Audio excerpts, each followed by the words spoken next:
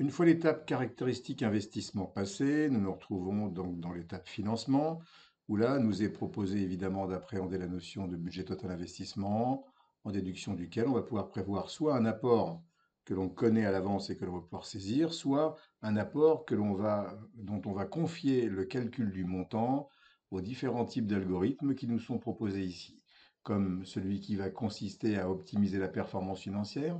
à respecter l'effort d'épargne que le client nous a demandé de respecter, neutraliser l'effort d'épargne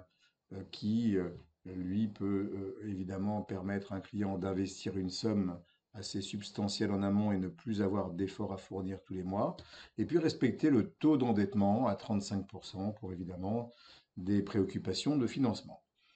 Euh, on va ici pouvoir passer sur les conditions du crédit qui, si toutefois nous n'avons pas besoin de rentrer plus en détail, sont clairement affichées ici et pourraient nous permettre déjà en l'état de passer à l'étape 4, celle qui concerne les résultats. Si on détaille, on va rentrer dans un mode plutôt expert qui va ici nous permettre de jouer sur le type de l'ADI, sur le fait de prévoir les indemnités de remboursement par anticipation en cas de remboursement prématuré.